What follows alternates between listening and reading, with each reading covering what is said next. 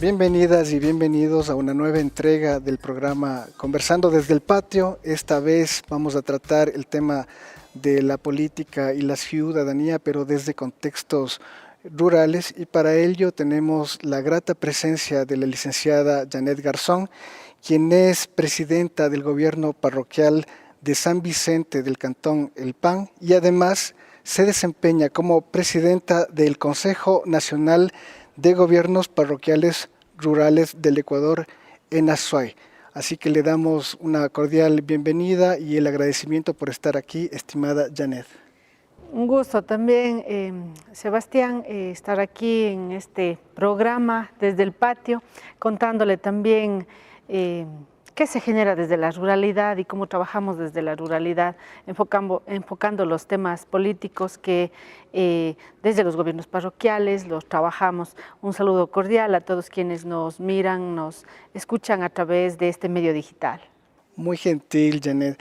Es interesante tratar el tema desde la periferia, ¿no? Cómo es concebida la ruralidad. No debería ser así, pero esa es una situación que es producto de un proyecto nacional estatal vinculado a esa forma que debe ser criticado. Y adicionalmente, el hecho de que usted y una señora presidenta más sean las únicas mujeres representantes en gobiernos parroquiales de la Azuay. De las 61 juntas parroquiales, solo 2 mujeres. Así que es un contexto importante para hablar sobre la primera pregunta. ¿Qué es la política para usted?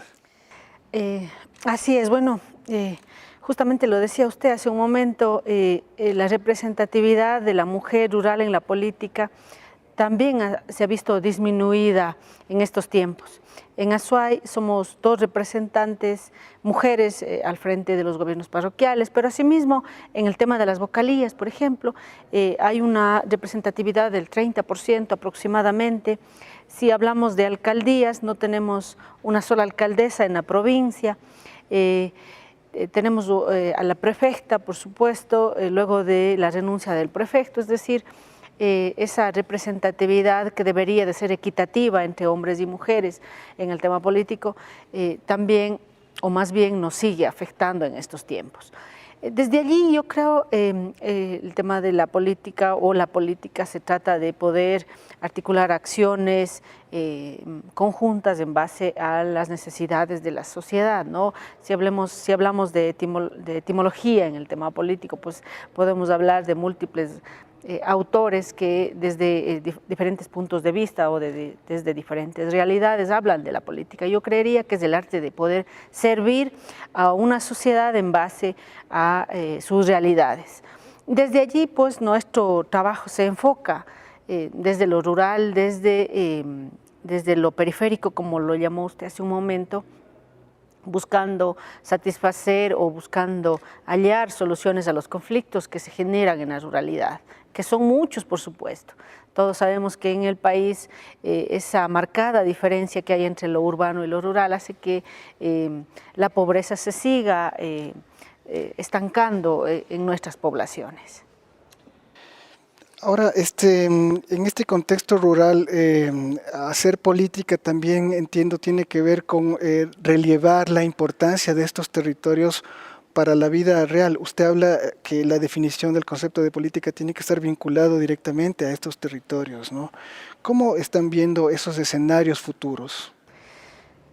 Bueno, a veces para las mujeres, no puedo dejar de hablar de mujeres en la política porque estoy al frente de un gobierno parroquial y porque además en la provincia estamos al frente también de los gobiernos parroquiales.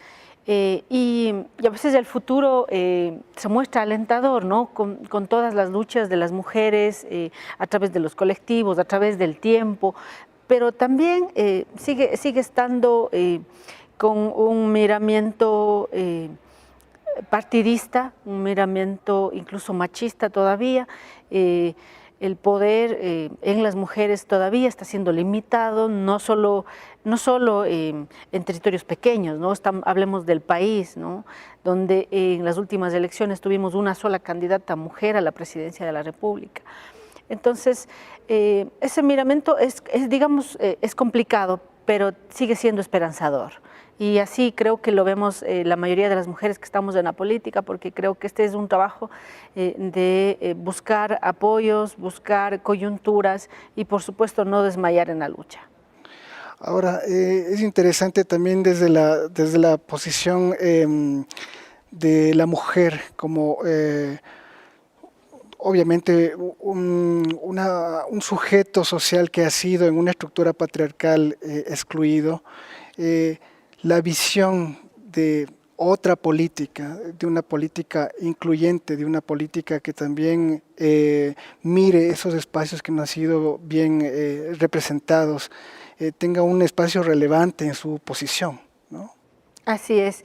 Bueno, yo no coincido o coincido la política en la que haya caudillos o dueños de decisiones, dueños de partidos en los que se vengan a implantar voluntades, sino que más bien tengan que ser movimientos, tengan que ser opciones para la ciudadanía en las que todos nos podamos sentir cómodos y por supuesto desarrollar las capacidades para trabajar por los demás, sobre todo en el tema de mujeres y en el tema de ruralidad. Mi experiencia en los últimos años nos ha mostrado que la ruralidad sigue estando exenta de todo el desarrollo que debería de tener en el país y sobre todo de que los recursos a la hora de poder implantarse en el territorio sean equitativos, es decir, tengamos los mismos derechos, tanto en lo rural como en lo urbano, y se dé la misma importancia a las autoridades que estamos en lo rural como a las autoridades que están ejerciendo un cargo dentro de los cantones, por ejemplo, hablemos de alcaldes, ¿no? Y ahí nos hemos sentido un poco excluidos, a pesar de tener la misma representación, seguimos siendo representantes de territorios, estamos siendo electos en un mismo escenario, digámoslo así, entonces esa diferenciación sigue estando presente, ¿no? Sigue estando presente porque hay mucho que cambiar todavía entre lo urbano y lo rural y sobre todo entre ese aislamiento que sigue viviendo estas zonas importantes en el país. Ahí supongo que también existe una posición explícita en cuanto a refutar estas lógicas concentradoras, centralistas, que impiden en gran medida ese desarrollo, esa perspectiva de buen vivir para las comunidades. Por supuesto. Yo creo que el centralismo nos ha hecho muchísimo daño en las últimas décadas, en todo el desarrollo de la República, y sigue siendo perjudicial al desarrollo de las zonas rurales en el país. No solo de Azuay, ¿no? Azuay yo creo que vive una realidad que, aunque es complicada, es un tanto más progresista que el resto del país. Porque la calidad de la educación siempre ha estado mirada desde lo positivismo, desde que los azuayos, las azuayas nos miramos siempre pensando en que la educación superior tiene que brindar mejores oportunidades a la gente. Lamentablemente no es lo mismo en otros territorios en el país, donde me ha tocado también conocer, visitar y donde tristemente vemos que ese recurso público no llega hacia allá, ¿no? Entonces, sí es un cambio grande que hay que hacerse, pero un cambio que tiene que empezar incluso desde abajo, ¿no? Desde abajo tiene que empezarse identificando las problemáticas para que desde arriba no sea que se tomen las decisiones. El centralismo ha hecho un daño tremendo al país, lo sigue haciendo en el tema de salud, en el tema de educación, en el tema de decisiones económicas que nos afectan directamente a quienes estamos en lo rural. Muchas gracias. Permítame ahora que hablemos sobre la política y la participación social, porque en el contexto azuayo, sobre todo, esta participación está supeditada también a las grandes cargas que tiene la ciudadanía para poder sostener su vida y por supuesto que hay el fenómeno de la migración. ¿Cómo mira usted este contexto? Y hablando también específicamente de la participación, ¿cómo han procesado y han estimulado esta participación? Bueno, yo creo que no hay decisiones válidas en un gobierno si no hay participación. Y mientras más pequeño es el territorio, la participación es mayor. Usted habrá podido ver en su experiencia la ciudad, por ejemplo, y las parroquias en el tema de participación, ¿no? Al ciudadano común y corriente de la ciudad no le interesa mucho conocer o participar de las decisiones, sino más bien quiere soluciones a la problemática. En cambio, en la ruralidad, en los territorios más pequeños, en nuestra provincia, lo que al ciudadano le interesa es que esa participación se dé con su voto, con su venia, con su pensar, con su pensamiento.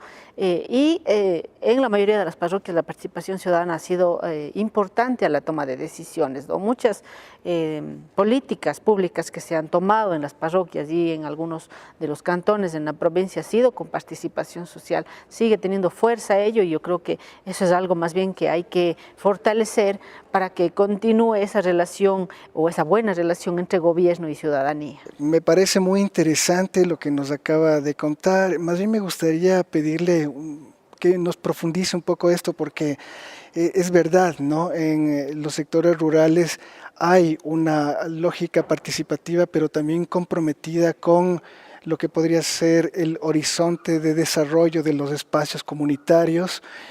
Mucho que aprender para esta ciudadanía de las ciudades altamente conglomeradas, ¿no? Que van perdiendo ese sentido de vínculo, de participación y de compromiso. ¿Qué nos puede contar al respecto? Bueno, yo creo que eso dependerá de las dos partes, ¿no? Tanto de autoridad como de la ciudadanía. Y bueno, ¿por qué decimos o por qué digo que en la ruralidad esta situación es distinta a la ciudad?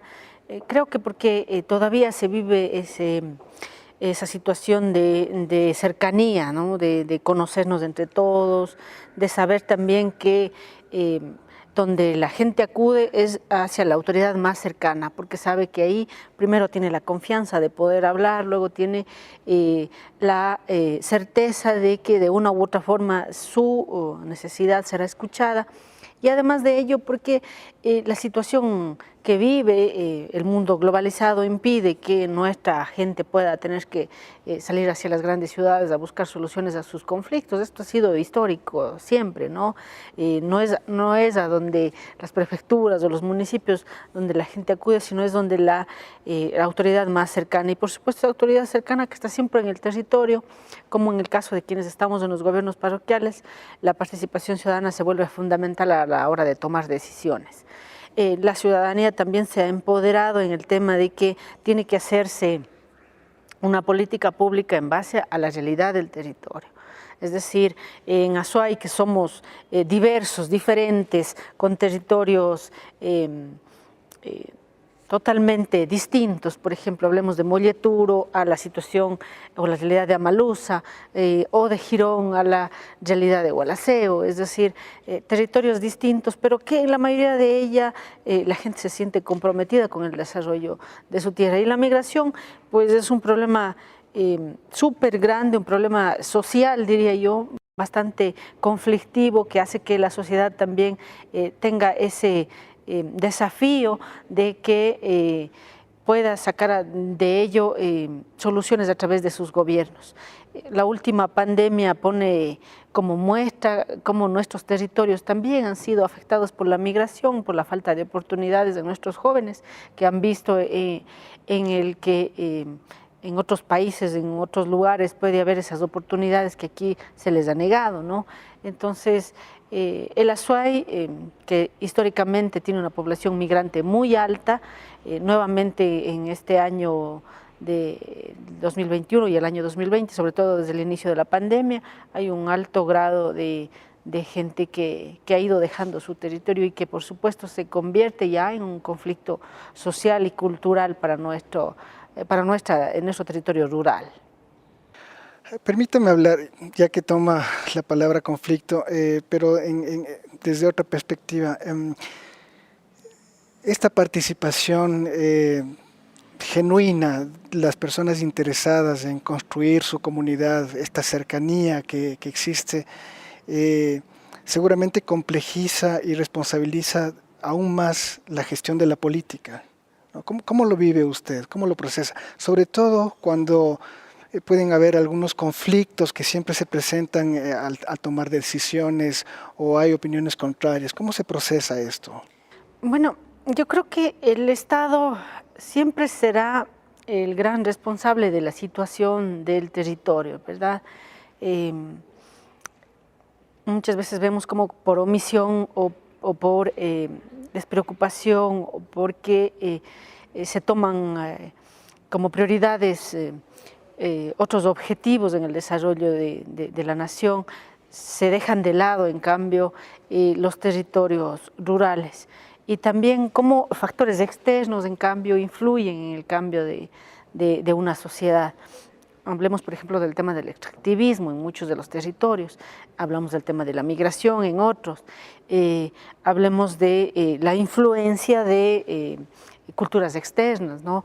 Entonces, sigue siendo el Estado, pero el cielo que cubre todo ello, ¿no? Y yo creo que el gran responsable, o más bien la solución a muchos de los conflictos que se dan en el tema de nuestras sociedades es el tema de la educación. Desde ahí tiene que partir todo lo que podamos hacer para cambiar, para modificar o para reforzar una situación o un cambio en nuestra sociedad. Sí, desde la educación está afectada porque nosotros vemos cómo en la ruralidad la educación que queremos que sea de calidad, lamentablemente no es así por el tema de la inversión del Estado. Eso hace también que influyan muchas cosas, ¿no? Sobre todo el tema de que no valoramos lo que tenemos en nuestra población. Que estamos rodeados de riqueza natural, rodeados de riqueza cultural, de riqueza patrimonial, pero más allá de eso también está el día a día de nuestra gente, ¿no? Que busca días mejores para los suyos, que busca que nuestras parroquias vayan creciendo y que en muchos de los casos ese crecimiento no se lo ha dado en el marco de lo que puede ofrecer el mismo, ¿no? Yo creo que son muchas las situaciones que hay que analizar sobre cómo el Estado se responsabiliza en el crecimiento de una población o de un sector en el país. Pero de todas maneras ahí las juntas parroquiales que no dejan de ser Estado, me parece que tienen escuchando lo que usted dice, tienen una posición diferente a lo que sería la visión de un Estado central, ¿no? Que finalmente por lógicas centralistas, por lógicas que priorizan los centros y no los espacios rurales, siendo gobiernos tan importantes y de cercanía, quizá la perspectiva política de las parroquias debería ir en función de robustecerlas. Usted es presidenta también del CONAGOPARE. ¿Cómo se está trabajando sobre este aspecto? Y otra cuestión que me surge es la interconexión de los gobiernos rurales, por ejemplo, en la provincia, ¿cómo se está dando? Bueno, el tema de los gobiernos parroquiales, yo creo que de cómo se trabaja en la parroquia o cómo se trabaja en el territorio, viene un poco a rescatar la identidad de los pueblos. En nuestra provincia, por ejemplo, nuestras autoridades, nuestros presidentes trabajan mucho más allá de la competencia plasmada en la Constitución o en la ley. Es más, yo creería que tenemos grandes conflictos para poder subsistir como gobiernos parroquiales. Realmente es una labor titánica la que se hace porque son múltiples responsabilidades y un presupuesto bastante limitado. Múltiples las demandas de la gente, pero queremos darle solución a la mayoría de ellas en base al presupuesto y otras en base a la gestión. Pero siempre yo veo el optimismo de quienes estamos en los gobiernos parroquiales, de que esa cercanía con la gente nos da también ese plus, más allá de poder hacer las mega obras que se podrían hacer con presupuestos bastante grandes. Ahora, en el tema de la pandemia, por ejemplo, si queremos poner un ejemplo, quienes estamos en los gobiernos parroquiales hemos tenido que ejercer competencias que no están bajo nuestra responsabilidad, pero que más allá de ellos está la responsabilidad ciudadana de ser quienes podemos apoyar en algo, en la solución de conflictos tan diversos que se generaron en la pandemia. Y además de ello, saber que hay territorios parecidos, quizás geográficamente distintos, pero que seguimos sufriendo las mismas necesidades, las mismas problemáticas. Y que en base a eso incluso la articulación puede ayudarnos a hallar soluciones.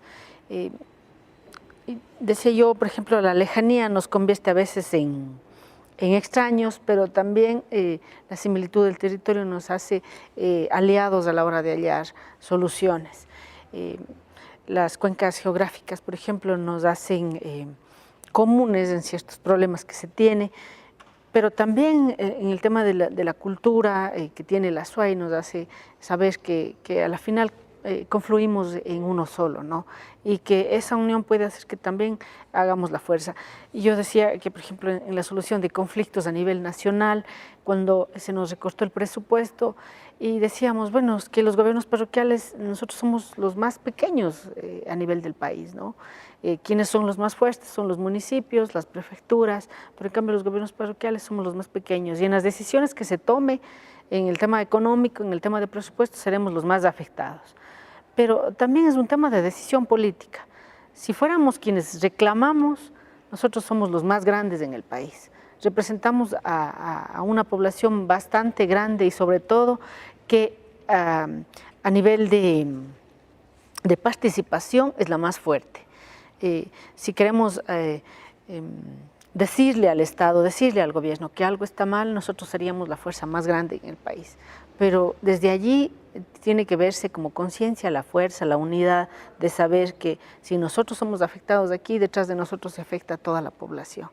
Y a veces el interés político, el no, o más bien el estar cómodo desde su sitial no mueve la conciencia de la gente, también es otra problemática que muchos de los dirigentes políticos no la tienen, ¿no? Entonces, pequeños pero con muchísima fuerza detrás, así lo vería yo a los gobiernos parroquiales.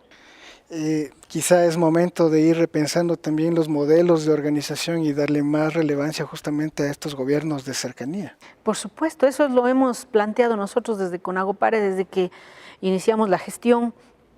Azuay tiene esa particularidad, ¿no? Los azuayos tenemos esa particularidad a nivel del país desde que estamos, no solo desde los gobiernos parroquiales, desde todos los lugares y desde donde estemos, desde los espacios en donde nos encontramos, los azuayos siempre somos propositivos, es decir, aquí estamos, sí, pero no nos podemos quedar cómodos aquí, tenemos que avanzar, tenemos que buscar nuevas soluciones, y desde Conagopare lo venimos haciendo, ¿no? Los gobiernos parroquiales estamos aquí, sí, ya llevamos varios años en el mismo espacio, al inicio sin presupuesto, luego con un presupuesto que nos ayudó a ubicarnos en el territorio y por supuesto a identificarnos como gobiernos ya no como juntas parroquiales, como gobiernos parroquiales.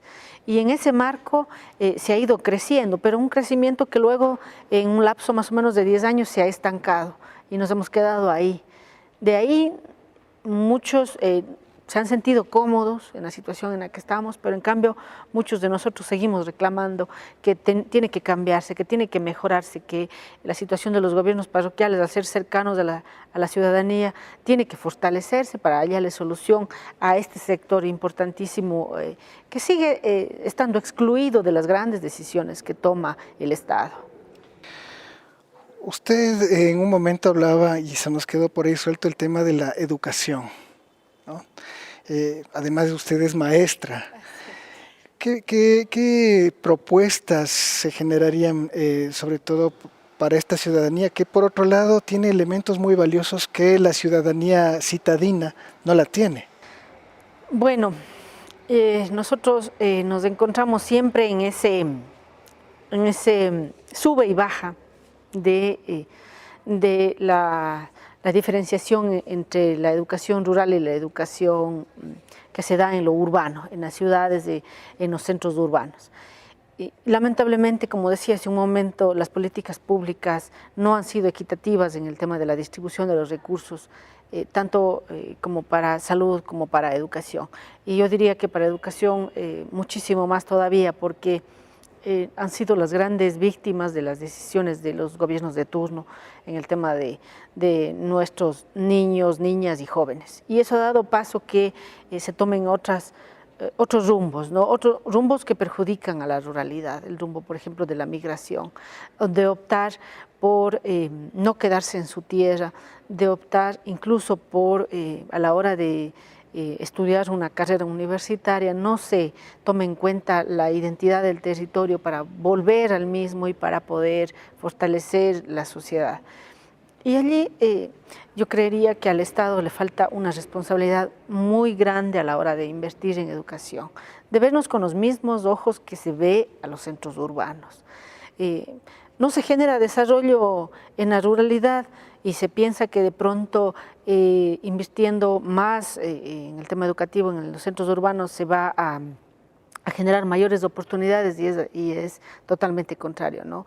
Aislamos a un sector y esa misma problemática se vuelca sobre lo urbano, ¿no? Porque generamos migración hacia lo urbano, generamos problemática hacia lo urbano y por supuesto esto confluye a que también nuestras parroquias, nuestras zonas rurales se ven afectadas tremendamente. Falta mucho para hablar de educación de calidad, muchísimo, con escuelas unidocentes, donde faltan profesores, donde material didáctico es limitado, donde materias que deberían de estar siendo tomadas en cuenta, como cultura física, como el tema social, hablemos de lo nuestro, de fortalecer nuestra identidad, por ejemplo, no están siendo tomadas en cuenta. Muchos de nosotros hemos visto con orgullo cómo nuestros deportistas íconos en el país nos muestran al país, al mundo, en su fortaleza, pero muchos de ellos también han salido desde abajo, ¿no? Desde lo rural e incluso con muchísimas limitaciones. Y eso le falta a la educación. Ver todas las aristas, no se trata de tener un maestro en una aula dictando las mismas clases tradicionales de hace 50 años, sino más bien diversificar, ¿no? Nuestros niños se sienten aislados porque no tienen las mismas oportunidades que los niños de la ciudad, con múltiples maestros de cultura física, de inglés, de otras ramas, pudiendo hacer actividades extraeducativas que fortalezcan su aprendizaje. Los nuestros definitivamente no se ven así. La reducción de maestros en la ruralidad, la reducción de presupuesto de educación es preocupante para todos, no solo para quienes estamos en la ruralidad, es preocupante para todos porque influye en el desarrollo de toda una sociedad. De lo que escucho, entonces, es un momento propicio para repensar lo rural en diferentes ámbitos, en el ámbito político, en el ámbito económico, pero fundamentalmente también cultural, educativo, la atención a lo rural, la concepción que se tiene de la ruralidad. Si vemos los últimos acontecimientos en el país, diríamos nosotros que muchas de esas realidades que se han generado hoy en día cambiarían si tuviéramos las mismas oportunidades las personas, ¿no? Si la educación fuera de calidad, si tuviéramos acceso a las universidades como se debería. Creo que la realidad contada hace pocos días en las cárceles del país fuera distinto, ¿no? Vemos que la cuerda se rompe por el lado más débil y el lado más débil afecta a los pobres, a los marginados, a quienes vienen desde abajo y a quienes siguen siendo víctimas de las políticas equivocadas que han tomado muchos de los gobiernos en la historia del país. Sobre todo porque la ruralidad también es como el fundamento de la vida real, ¿no? Por supuesto, yo creo que no podríamos hablar de realidades imaginarias en el país, hablando desde la ruralidad, ¿no? A veces lo miramos con ese romanticismo, la ruralidad solo para verlo desde lo tradicional y decir, bueno, qué bonito hacer turismo por un lapso, pero la realidad que se vive en el territorio es mucho más conflictiva, mucho más distinta, mucho más compleja de lo que puede verse más allá de una perspectiva. Correcto, o sea, no, usted lo dice muy bien, se folcloriza Así es. esa ruralidad, pero en realidad lo que se requiere y con urgencia y como un derecho es la atención explícita a los espacios rurales, a sus poblaciones reales. Por supuesto, se necesita inversión pública y el articulamiento con todos los niveles de gobierno, se necesita la inversión privada y sobre todo fortalecer estos territorios importantes en el país. Yo decía hace un momento, Azuay es distinta del resto en el país, ¿no? Azuay tiene, yo diría, en muchos aspectos, es como el espejo en el que muchos quieren verse y ven nuestros territorios y en otras provincias y pues se quedan absortos con la belleza, con el desarrollo, pero también nos sigue faltando muchísimo por trabajar. Entiendo yo que la responsabilidad de los gobiernos no termina en un mandato, sino más bien tiene que irse fortaleciendo, ¿no? Tienen que construirse, por ejemplo, los planes de desarrollo cuando se construyen para 4 años. A mí me parece que eso es ilógico, ¿no? Un territorio no puede medirse por un periodo de tiempo pequeño, sino tiene que medirse a través del tiempo, de cómo nos veremos dentro de 20 años, de cómo la población que está desarrollándose en la escuela, las oportunidades que tendrá luego cuando sea profesional. Todo eso tiene que verse, ¿no? Y tiene que construirse desde esa óptica de visión hacia un futuro, pero un futuro que haya progreso. Claro, esa construcción de futuro también va a permitir la autoestima y que todos estos conceptos, estos miramientos de la ruralidad puedan ser fortalecidos incluso en la propia población. Por supuesto, por supuesto. Quiero agradecerle muchísimo, estimada Janet, por haber atendido esta invitación y por sus gentiles criterios. Gracias. Ha sido un proceso de aprendizaje muy gentil. Bueno, ese aprendizaje es de ida y vuelta. Vamos aprendiendo diariamente y la experiencia también nos sirve para poder seguir soñando con un Azuay rural de oportunidades. Eso es lo que creo que desde los gobiernos parroquiales seguimos trabajando día a día con mucha fuerza, con mucha esperanza, a pesar de la problemática, de la difícil situación que vive el país. Muy gentil, estimada Janet, y pues agradecerles a las personas que nos siguen cada 15 días en este programa, que es un programa del gobierno provincial de la Azuay. Se puede seguir el programa a través de las redes sociales. Agradecerles mucho su expectación. Gracias.